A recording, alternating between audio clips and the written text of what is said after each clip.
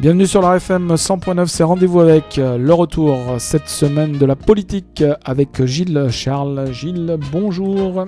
Bonjour, bienvenue. Effectivement, Rendez-vous avec cette semaine, c'est un rendez-vous politique et on peut même dire que ce mois de février sera consacré en grande partie à la politique. Tous les jeudis à 18h et bien sûr le vendredi rediffusion à 11h. Aujourd'hui un invité qui nous vient de Saint-Chamond. On reçoit le maire de Saint-Chamond, monsieur Hervé Reynaud. Bonjour. Bonjour. Alors tout d'abord, merci d'avoir accepté mon invitation parce que je me suis rendu compte qu'on s'était rencontrés il y a 2 ans, jour pour jour, pour les municipales 2014. Tout à fait, il y a 2 ans dans un autre contexte. Et du coup, ça vous avait porté chance. Oui, tout à fait, on va continuer. Alors on ne peut pas commencer cette émission sans vous poser la célèbre question. Pourquoi appelle-t-on les habitants de Saint-Chamond les Couramiaux ? Alors les Couramiaux, ce sont les cours à miaou, puisque pour la Saint-Jean, pour chasser le mauvais esprit, on mettait un chat noir généralement dans un panier au-dessus du bûcher. Il fallait qu'il soit noir. Ah bah, le chat noir, c'est toujours signe du démon. Et bien à ce moment-là, le chat tombait dans le feu, partait dans les rues, les Saint-Chamonais lui couraient après, donc les cours à miaou, et c'était une symbolique pour chasser le démon de la ville. Voilà. Et quel est le nom officiel? Ce qu'on dit les Saint-Chamonais, les Couramiaux? C'est quoi vraiment qu'on devrait dire? Ouais, quand on est local, on aime bien dire les Couramiaux, ouais. Mais c'est vrai que ce sont les Saint-Chamonais et les Saint-Chamonaises. D'accord, très bien. On ferme cette petite parenthèse, alors on revient sur Saint-Chamond, on va parler bien évidemment de Saint-Chamond et de la politique. La première question, c'est, on est en 2016, c'est quoi être républicain ? Alors, être républicain d'abord, au-delà du parti politique, je crois, hein, le terme nous ramène à la res publica, hein, la chose publique, et c'est ce qui doit nous animer, l'intérêt général, qu'est-ce que l'on peut changer dans la commune, sur la ville, et c'est ça qui doit nous intéresser, et c'est d'ailleurs ce qui m'a amené à faire de la politique avant tout. Voilà. Ensuite, il y a aujourd'hui un parti politique bien connu qui s'appelle Les Républicains et qui essaye de porter ses valeurs, liberté, égalité, fraternité. Je crois que c'est important de l'avoir toujours en tête. Justement, comment vous êtes rentré en politique, vous ? Alors moi, je suis rentré en politique parce que d'abord, je voulais refaire le monde. Ouais, je voulais être journaliste, comme vous. Donc le commenter, et puis finalement on se dit plutôt que de le commenter, si on peut avoir une action sur ce monde-là, et par des rencontres, hein, on met le doigt dans l'engrenage. Moi quand je m'engage, c'est plutôt pour être devant, et à partir de ce moment-là, j'ai rencontré un grand nombre d'hommes politiques, en particulier Gérard Ducart à Saint-Chamond, et avec ce qui s'est passé, quand on a perdu en 2008, j'ai repris le flambeau, et c'est parti comme ça. Parce que Saint-Chamond, c'est un peu le synonyme de la ville d'Antoine Pinet. Et donc j'avais préparé une question, c'était vous dirigez une ville où un grand homme, Antoine Pinet, était maire. Est-ce un modèle à suivre pour vous ? C'est un homme d'État. C'est peut-être pas la même génération, mais... Oui, les temps ont beaucoup changé. Alors c'est vrai que j'occupe son bureau. Il y a toujours dans une vitrine tous les livres et bulletins de loi qui me rappellent qu'il était effectivement là. Simplement, c'est un exemple en matière d'homme d'État.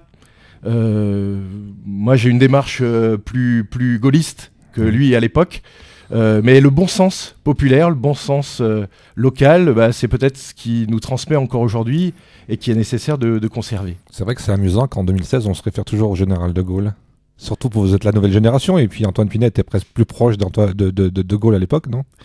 Ce qui est important, c'est le courage en politique. Et c'est ça que le gaullisme sans doute nous transmet encore.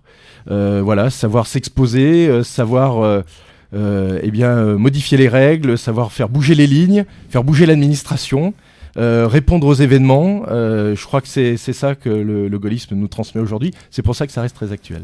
Alors on est début février, on est à quelques semaines d'une élection qui s'est déroulée en fin d'année.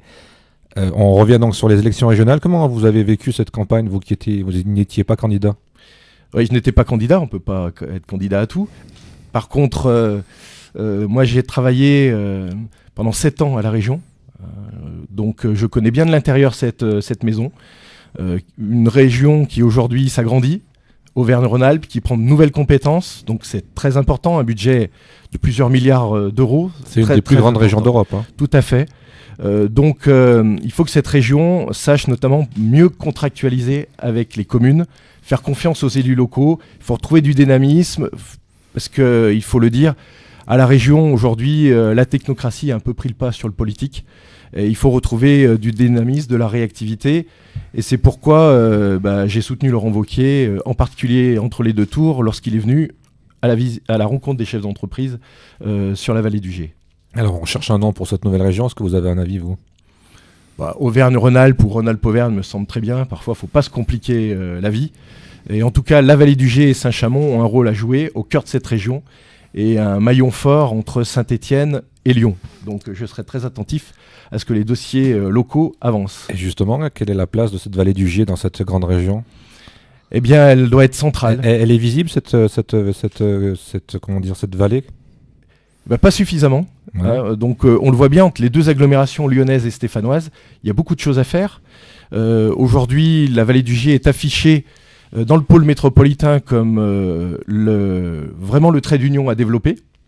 Et donc il faut qu'on ait des projets à proposer et qu'on soit suivi. Donc il y a beaucoup de choses à faire en termes de revitalisation urbaine, économique, mais géographiquement on est particulièrement bien situé.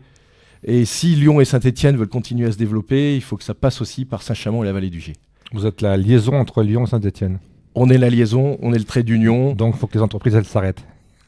Voilà, et les entreprises, elles ont envie de s'installer. Surtout que vous avez un joli site là, au bord de l'autoroute. Oui, Stellitech, mais aujourd'hui on manque de foncier. Et bien, on se projette déjà pour créer un deuxième Stellitech. Et ce site est particulièrement bien effectivement situé. Ça serait dans la même zone ou Oui, entre Saint-Chamond et l'Orme cette fois-ci. D'accord. Voilà, donc dans le cadre de l'agglomération, on lance aujourd'hui des études pour retrouver ce foncier parce que nous, les politiques, on n'a pas à se mettre à la place des chefs d'entreprise, ils connaissent leur travail. On a à créer le meilleur environnement possible pour les attirer. Les accompagner. Voilà, et c'est de notre responsabilité que de créer des zones d'activité. Et on en est où du projet du fameux centre commercial avec le cinéma là, dans le centre ? Nova Syrie, là, le numéro 1, après la fermeture de Giat Industrie en 2005, eh bien, là, on a bien travaillé, puisque ce site Nova Syrie, aujourd'hui, tout est bouclé. On est passé en commission départementale d'aménagement commercial. Donc, c'est acté. Le cinéma Lumière se développe avec d'autres partenaires pour créer un grand cinéma Lumière de 6 salles dans Nova Syrie. Et sur la halle numéro 1, qui sera effective fin 2018, eh bien, on aura là une salle de fitness, une salle de bowling, du laser game, un certain nombre de restaurants thématiques. Donc c'est un nouveau quartier. Le centre-ville s'agrandit de Saint-Chamond. Saint-Chamond retrouve une dimension d'une ville de 35 000 habitants avec de nouveaux services pour les habitants et la jeunesse. Souvent, la problématique, c'est pour se garer. Est-ce que vous avez prévu des places de parking autour ? On a prévu près de 300 places de parking, oui. Donc, et du parking gratuit à Saint-Chamond. Ça, c'est bien. Est-ce que c'est un nouveau cinéma ou c'est le cinéma qui se déplace ? Alors, c'est le cinéma Lumière qui se déplace. Mais avec 6 salles, il avait besoin de s'allier à d'autres partenaires. Donc on a d'autres partenaires qui sont actionnaires de ce nouveau grand cinéma. Mais on ne tue pas le cinéma Lumière. Il se déplace, il se développe, il s'agrandit. Donc on garde notre labellisation d'arrêt d'essai et on gardera toutes les actions auprès des écoles, les actions cinéphiles, pour continuer à avoir cette plus-value d'un cinéma éducatif aussi. Voilà, et pas purement commercial. Et à la place du cinéma qui va déménager, il y aura quoi alors à la place ? Et ben donc on va retrouver les locaux qui nous appartiennent, puisqu'on était en délégation de service public avec le cinéma Lumière. Et donc à Saint-Chamond, on peut imaginer que cette salle soit demain une nouvelle salle de spectacle. Et ça évitera d'en construire une nouvelle. Il y a une jauge de un peu plus de 200 places. Ça peut être tout à fait intéressant aux côtés de la médiathèque et du pôle jeunesse. Donc là, on a un site qui peut être tout à fait intéressant à retrouver. Et j'en profite pour faire un petit clin d'œil. Juste à côté, il y a la Maison des Chanoines. Oui. Avec un restaurant et souvent des expositions. C'est un endroit que j'ai découvert pour des expositions et je trouve que c'est vraiment un lieu fabuleux. Un lieu fabuleux qui appartient à la ville. Ouais. Voilà, avec un exploitant à l'intérieur. Donc on espère, puisque M. Forest souhaite prendre sa retraite dans quelques temps, qu'on retrouvera quelqu'un et un restaurateur de qualité. Donc on essaye de l'anticiper. Et puis c'est vrai que Bernard Poinat, avec lui, fait de très belles expositions et j'espère que tout ça continuera. On a un site vraiment exceptionnel. Moi aussi. Pas assez connu à mon sens. Oui, c'est ce que j'allais dire aussi. Voilà, donc c'est vraiment quelque chose. Il y a beaucoup d'atouts à Saint-Chamond. C'est vraiment quelque chose qu'il faut mettre en lumière parce que c'est vraiment, j'allais dire, un endroit magique parce que entre l'ancien, les expositions, ça donne vraiment une couleur intéressante. Quoi. Voilà, faut s'inspirer. Il faut s'imaginer quand même que sur ce site, il y avait avant les entreprises Chavannes-Quétin. Donc il y a eu la médiathèque, le pôle jeunesse, le cinéma, et puis la Maison des Chanoines qui a été complètement restructurée puisqu'elle était prête de s'effondrer à l'époque dans les années 90. Donc aujourd'hui il y a un nouveau cycle à Saint-Chamond, il faut à nouveau développer des choses. c'est ça la mutation de Saint-Chamond. Mais il faut aussi savoir valoriser les atouts existants. Donc, plus ça sera connu, plus on attirera de nouveaux visiteurs à Saint-Chamond.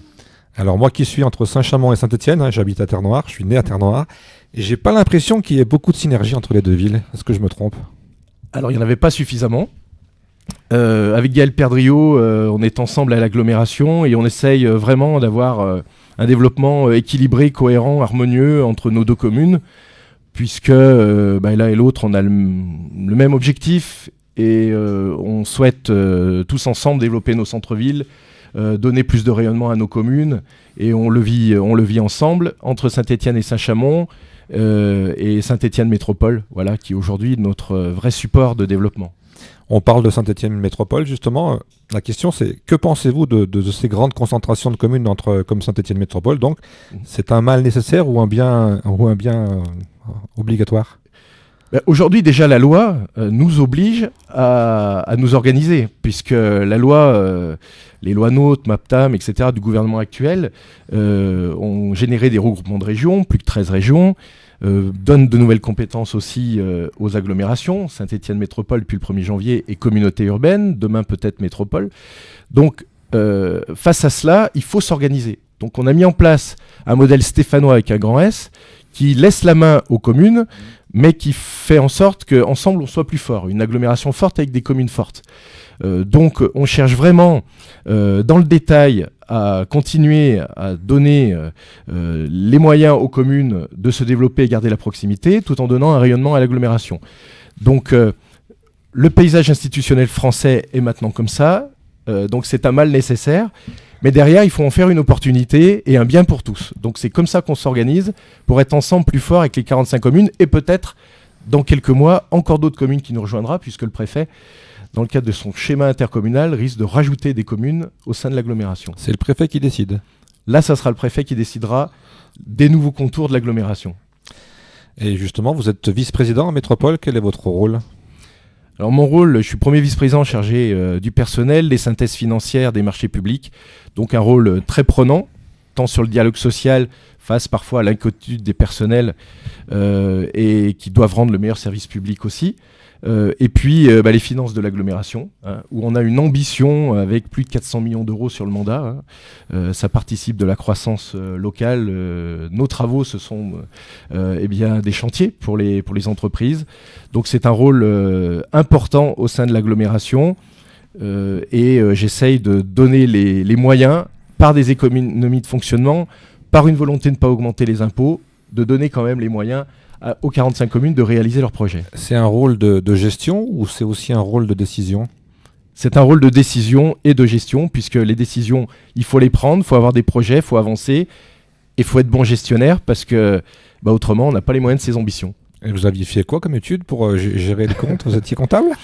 Non, j'étais pas comptable. Moi, j'ai un parcours où je suis allé à Sciences Po Lyon. Ouais. Voilà, donc on apprend le droit, on apprend l'économie, on apprend l'histoire. J'ai fait aussi une fac d'histoire et une école de communication. Donc voilà, j'ai quand même un certain nombre de notions. Et puis voilà, il y a le budget de la commune, il y a le budget du département aussi, 770 millions d'euros dont j'ai la charge. Donc c'est vrai que quand on s'immerge dans les dossiers, on les comprend, et puis il y a des services de qualité à l'agglomération et au département. Et en gros, Saint-Étienne Métropole, c'est combien de communes, combien d'habitants ? Vous avez les chiffres à peu près ? Oui, bien sûr. C'est près de 400 000 habitants, Ouais. et c'est 45 communes aujourd'hui, Saint-Étienne Métropole. Et on peut agrandir, ou il y a un seuil ? Aujourd'hui, tout dépend ce que décidera le préfet. Il ne faut pas grossir pour grossir. Il faut que ça ait du sens lorsqu'on grossit, parce que derrière, il faut mettre des services publics à la disposition. Donc il faut qu'il y ait un ensemble quand même suffisamment cohérent pour que derrière, ça ait du sens pour nos populations, parce que sinon, ils voient les choses de loin. Et quand ils voient les choses de loin, ils décrochent, ils ont moins confiance en leurs élus, et il y a des votes d'exaspération qui s'expriment beaucoup plus facilement. Alors j'ai une question un peu provocatrice. J'ai vu beaucoup de maires de la région. On peut dire que la région, autour de Saint-Étienne, a basculé beaucoup à droite aux dernières municipales. Beaucoup de maires se plaignent de la baisse des dotations aux communes, mais réclamer de l'argent à l'État, c'est pas du socialisme ? Non, c'est donner les moyens aux élus locaux qui, à la différence de l'État, doivent rendre des budgets équilibrés. C'est interdit au niveau local d'avoir des budgets déséquilibrés, ce que l'État se permet depuis maintenant près de 30 ans. Donc simplement, à un moment, l'État ne peut pas dire on ne vous donne plus les moyens de fonctionner, augmenter les impôts si vous voulez plus de recettes. Ça, je trouve ça à la fois hypocrite et complètement déplacé, parce que dans les collectivités locales, certes, il y a encore à faire des économies, ce que l'on pratique les uns et les autres, mais il faut quand même un minimum de ressources, parce que nos concitoyens et nos entreprises, eh bien aujourd'hui, la pression fiscale, ils n'en peuvent plus. Donc, il ne faut pas que l'État se désengage de ce point de vue et laisse les communes avec peu de moyens, parce que c'est l'économie locale qui en pâtit. Et justement, vous qui êtes maire, quand on décide de ne pas augmenter les impôts, on fait comment pour trouver de l'argent ? On cherche des économies de fonctionnement. Que dans les économies ? Principalement dans les économies. Certains élus font le choix de baisser les subventions aux associations, de réduire leurs projets, leurs investissements. Nous, aujourd'hui, à Saint-Chamond, on a réussi à maintenir les subventions aux associations, à maintenir le même niveau d'investissement. C'est compliqué, mais on a trouvé suffisamment d'économies à ce jour pour y arriver, mais c'est un exercice drastique. Et je ne sais pas jusqu'à quand on tiendra. Très bien, alors on va apaiser tout ça en écoutant une chanson que vous avez choisie. C'est Dominique A avec la chanson « Rendez-nous la lumière ».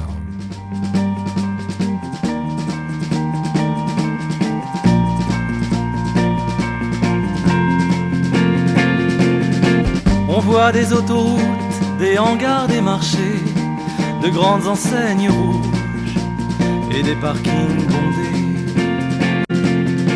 On voit des paysages qui ne ressemblent à rien, qui se ressemblent tous et qui n'ont pas de fin.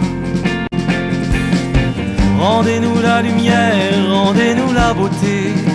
Le monde était si beau et nous l'avons gâché. Rendez-nous la lumière, rendez-nous la beauté. Si le monde était beau, nous l'avons gâché. On voit de pleins rayons de bêtes congelées, leur peur prête à mâcher par nos dents vermillons. On voit l'écriture blanche des années empilées. Tous les jours c'est dimanche, tous les jours c'est prier. Rendez-nous la lumière, rendez-nous la beauté. Le monde était si beau et nous l'avons gâché. Rendez-nous la lumière, rendez-nous la beauté. Si le monde était beau, nous l'avons gâché.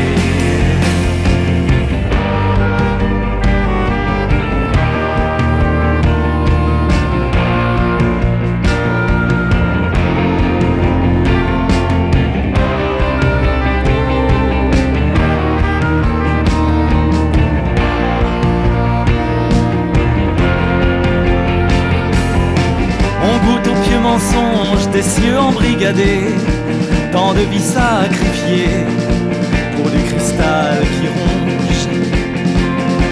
On voit des fumées hautes, des nuages possédés, des pluies oranges et mauves, donnant d'affreux baisers. Rendez-nous la lumière, rendez-nous la beauté. Le monde était si beau et nous l'avons caché. Rendez-nous la lumière, rendez-nous la beauté. Si le monde était beau, nous l'avons caché.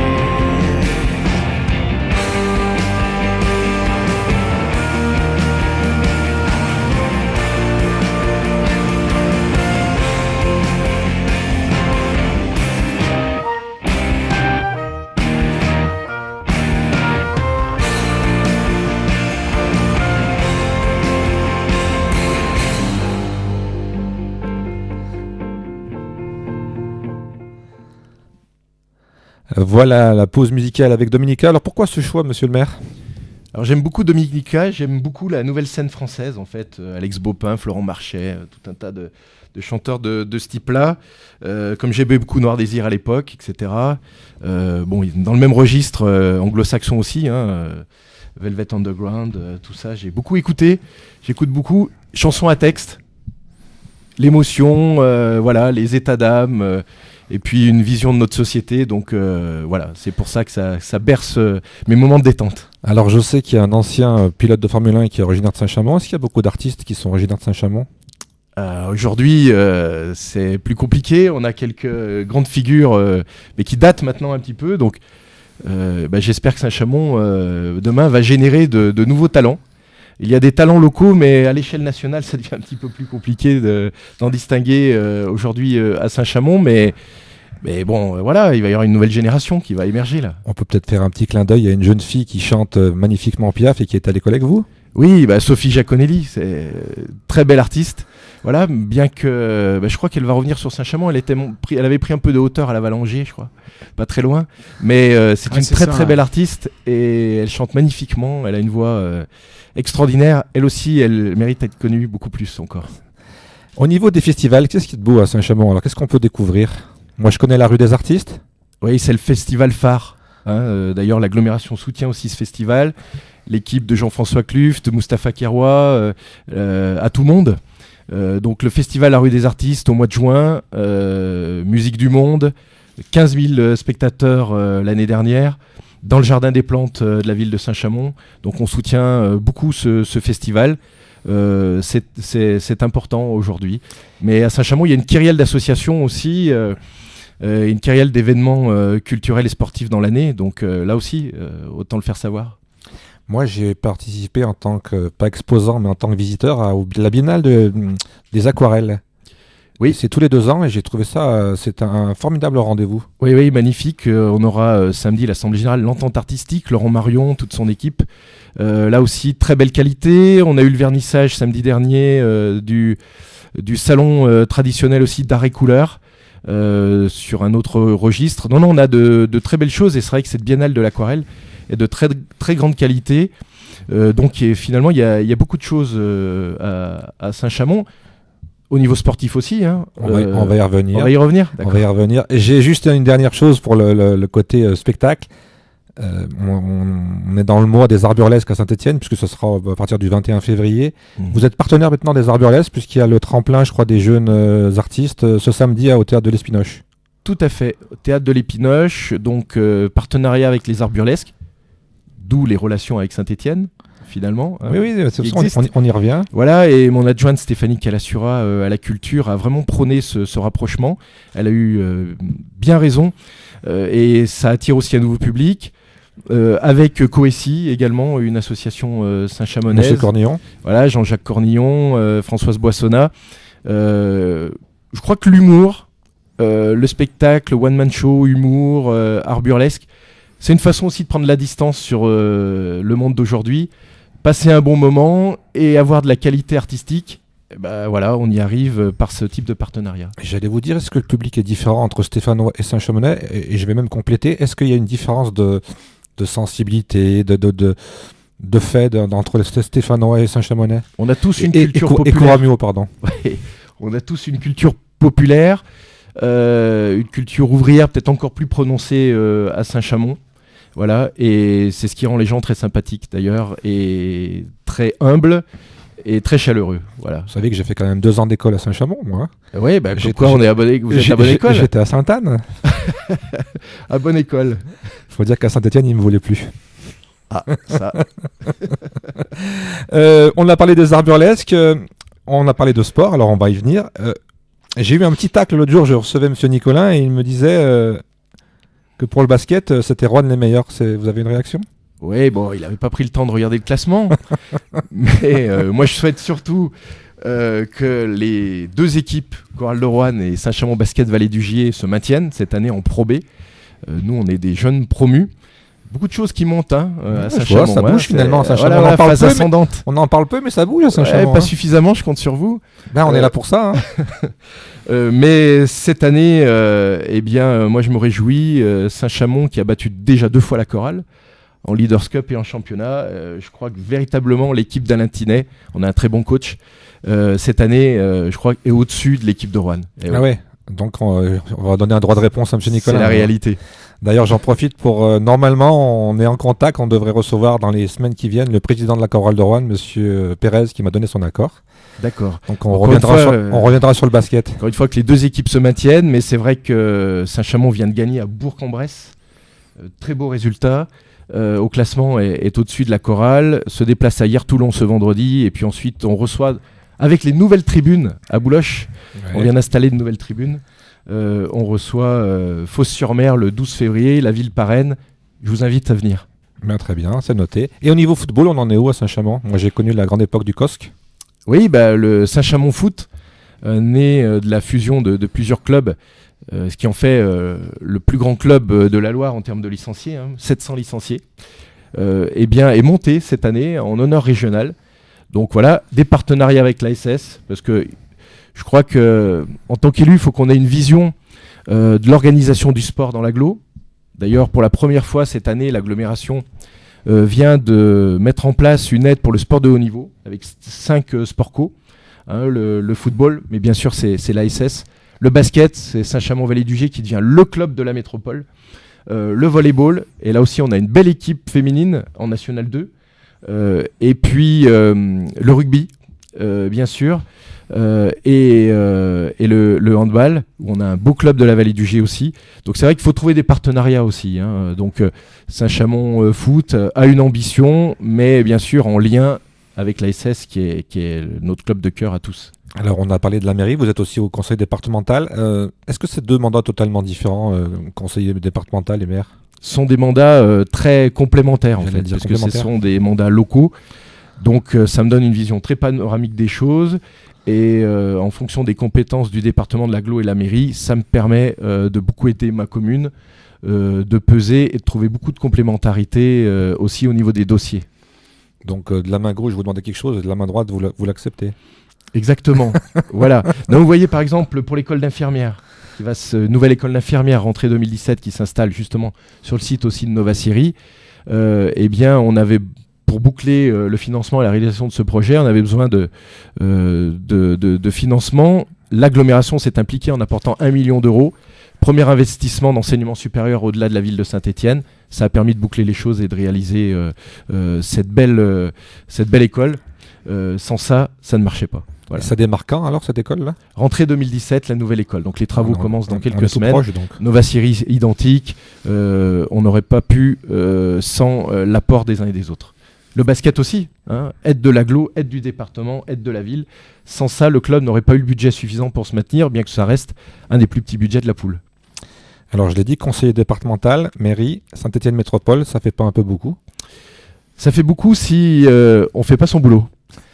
Si on fait son boulot, qu'on y passe du temps, qu'on occupe 7 jours sur 7 ses journées et qu'on remplisse bien son mandat en connaissant ses dossiers, eh bien c'est justifié. Voilà. Vous avez des journées très chargées alors? 7 jours sur 7. 7 jours sur 7. Il n'y a oui, pas un moment de descente 7. un peu? Très peu. Il faudrait que j'en trouve d'ailleurs. Il faut que je reprenne la course. Ouais. Vous faites de la course à pied? Je faisais beaucoup de sport par le passé. Ouais, comme tous ici. On est tous des ex-sportifs. Et pour la santé nerveuse et la santé tout court, je refais un peu de course à pied. Avec mon copain Luc, qui est mon petit coach, eh bien, on va courir autour du barrage. Voilà, on s'oxygène comme ça. Parce que justement, j'allais vous dire, est-ce qu'il y a un lieu particulier dans la Loire où vous aimez vous promener ou vous ressourcer? Alors bon, j'aime bien évidemment me promener autour de Saint-Chamond, mais il y a un lieu qui est cher à mon cœur aussi, c'est le parc du Pilat, puisque j'ai aussi des racines maternelles à Roiset, sur tout ce secteur, et j'adore aller me promener là-bas. Voilà, donc pour ce qui est de la région, eh bien, regardez l'antenne du Pilat, ça me rappelle beaucoup de choses, ça me ressource. Sinon, faut pas le dire, j'aime bien parfois m'éclipser 24-48 heures en Provence. D'accord. Pour le soleil ou pour la beauté des paysages? Pour la lumière. Pour la lumière. Oui, c'est comme Dominica. C'est pour retrouver de la lumière dans le pays, autour du pays de Camus. Voilà. J'allais faire un petit gag. Si vous voulez de la lumière, il faut aller du côté de Lyon, alors parce que c'est la ville des Lumières. La ville des Lumières. J'ai habité un certain nombre d'années à Lyon pendant mes études. C'est une ville magnifique. Voilà, comme quoi, dans cette région, Auvergne-Rhône-Alpes, il y a beaucoup de choses à voir. Il y a vraiment des chouettes coins. Et puis c'est vrai qu'on parlait du Pilat, et il suffit de monter au PSA pour voir des belles choses. On peut se balader tranquillement, il y a des choses à voir. Tout à fait. Il y a beaucoup de choses à faire, à développer. Saint-Chamond est ville-porte du Pilat. Je pense qu'il y a beaucoup de choses à développer en matière de tourisme. On a des départs de GR et ces chemins de randonnée, il faut vraiment le valoriser. On le fait pas suffisamment. Alors comme on peut maintenant, grâce à Internet, être écouté dans le monde entier, Philippe qui rigole, les gens qui ne connaissent pas Saint-Chamond, comment vous pouvez leur donner l'envie de venir découvrir votre ville ? L'envie d'avoir envie. L'envie d'avoir envie, oui. Oui, eh bien, à Saint-Chamond, il y a un patrimoine qui est sous-estimé. Il y a un accueil, comme je disais, tout à fait chaleureux. C'est la ville à la campagne, puisque dans le fond de vallée, on essaye vraiment de réhabiliter le centre-ville, on va essayer de le rendre plus attractif. Mais quand on est à Saint-Chamond, on est au vert aussi, puisqu'il y a aussi des coins résidentiels tout à fait intéressants. Et en quelques minutes, à pied, au pire en voiture, en quelques minutes, on est dans le Pilat. Donc ça, c'est quelque chose d'inestimable. Et franchement, on le sous-estime beaucoup trop. Et donc, il y a toutes les qualités pour venir. Et le foncier est moins cher qu'ailleurs. Donc, profitez-en, parce que quand Saint-Chamond va prendre du volume, les prix vont repartir à la hausse. Ouais, puis moi, j'en profite pour dire merci aux organisateurs de Miss Saint-Chamond, parce que chaque fois que j'ai été invité, j'ai été très bien accueilli par notamment M. Brailly. Oui, le comité des fêtes. Voilà. Voilà. Et puis, il y a des jolies filles, comme quoi. Ben, les Miss, en général, c'est un peu le principe, non ? Bon, elles sont aussi belles que les Miss Stéphano à la casquette, je crois. Non, mais nous, on a arrêté, c'est fini. On pouvait pas lutter. Juste une dernière aparté, on a parlé donc Dominica. Est-ce que vous pensez aujourd'hui que la chanson française, elle peut influencer les esprits dans la politique ? Les hommes politiques feraient bien... alors c'est vrai que quand on est pris au quotidien, on n'a plus le temps de lire, on n'a plus le temps d'écouter de la musique, on n'a plus le temps de sortir en concert. Il faut le faire. Parce que la culture, l'art, les expos, la peinture, etc., cette beauté, c'est comme la chanson, rendez-nous la lumière, rendez-nous la beauté, cette beauté-là, elle doit nous inspirer, nous permettre de prendre de la hauteur, d'être moins dans l'agressivité réciproque, et se dire, il y a d'autres choses à voir, il y a d'autres choses à transmettre, ça doit nous inspirer. D'ailleurs, à une époque, on avait plutôt des hommes politiques, littéraires, tribun, moins techno, et je crois que la vie politique gagnait en sérénité, en dimension artistique, que ce soit sous Pompidou, sous Mitterrand, etc. Et on a perdu cela aujourd'hui. On est trop dans la technocratie ou dans l'économie au sens strict. Voilà, donc il est bon de prendre cette hauteur de vue. Vous parliez musique, il y a un événement, je ne sais pas si vous en avez parlé tout à l'heure parce que je me suis un peu sauvé, c'est le festival Guitare Vallée. Alors Guitare Vallée, je crois que c'est il y a 3 ans, il y avait notamment Patrick Ronda, sans doute l'un des meilleurs guitaristes du monde, que pas grand monde connaît, mais il a accompagné Jean-Michel Jarre pendant très très longtemps. Mais surtout, c'est un guitariste de hard rock, il chante pas, il joue que, mais il a notamment fait les 4 saisons en version hard, les 4 saisons de Vivaldi. Il était passé à Aristide Briand.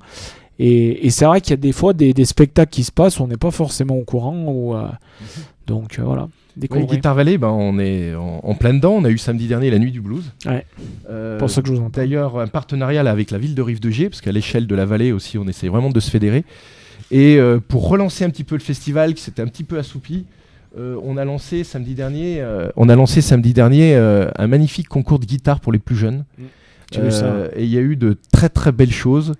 Et là aussi, c'est de notre responsabilité que de faire en sorte que la culture soit bien présente aussi sur notre territoire.